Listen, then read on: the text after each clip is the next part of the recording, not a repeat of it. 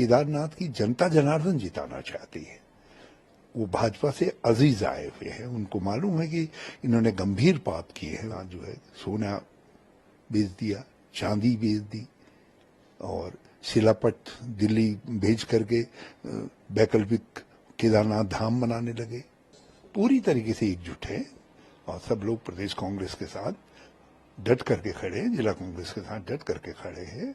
और यशपाल आर्य जी, प्रीतम सिंह जी, गणेश गोदियाल जी, भुवन जी, सब लोग हैं। करण मेहरा जी के साथ सब लोग मिल करके हम लोग वहां जीत सुनिश्चित करेंगे। और लोग केदारनाथ की जनता जनार्दन जिताना चाहती है। वो भाजपा से अजीज आए हुए हैं, उनको मालूम है कि इन्होंने गंभीर पाप किए हैं। केदारनाथ जी के साथ जो है सोना बेच दिया, चांदी बेच दी और शिलापट दिल्ली भेज करके वैकल्पिक केदारनाथ धाम बनाने लगे। वहाँ जो है और जो हक हकूकधारी थे उनके हकों को छीन लिया। उनके ऊपर वहाँ का जो भूगोल था, जिस तरीके से मकान आदि बनते थे, सारी चीजें जो है आपने मनमानी करके अपने बिल्डर्स के फायदे के लिए कर रहे हैं। वहां भी केदारनाथ के अंदर भी और बद्रीनाथ जी के अंदर भी। तो लोगों में उस बात का बड़ा गुस्सा है, उनके हक हकूक में।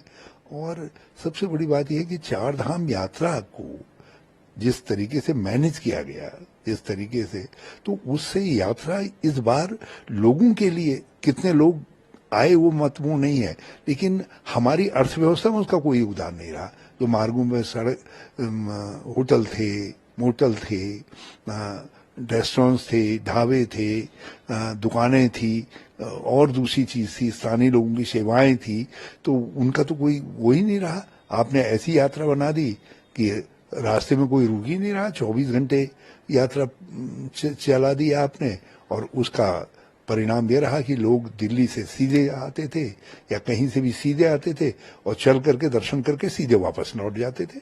तो उससे केदारनाथ की जनता को क्या फायदा हुआ, दूसरे लोगों को क्या फायदा हुआ?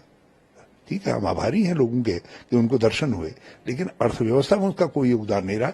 वो इनकी गलत नीति का परिणाम रहा और उसी के कारण कई एक्सीडेंट आदि भी हुए।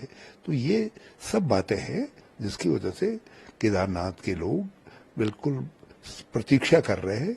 बल्कि मुख्यमंत्री जी समझते हैं इस बात को और इसीलिए उन्होंने एक लंबी घोषणाएं की वहां। लेकिन लोग कह रहे हैं कि भाई ये तो कुछ भी नहीं है, तुमने जो घोषणाएं की हैं। और जो लोग देख रहे हैं कि हम कांग्रेस के कार्यकाल में कितने काम हुआ, उस तुलना में उसको देख रहे हैं।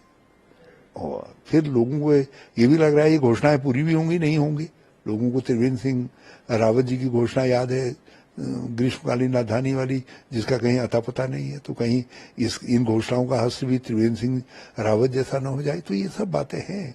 तो इसलिए जो है भाजपा इस समय स्लीपरी विकेट पर है और कांग्रेस मजबूत विकेट पर खड़ी है, एकजुट है। और अभी एक आध दो दिन के अंदर हमारे उम्मीदवार की घोषणा हो जाएगी और सब लोग जो है, जिन हमारे जो नेतृत्व वर्ग है 4-5 लोगों का, इनके नेतृत्व में हम सब लोग वहां खड़े होंगे।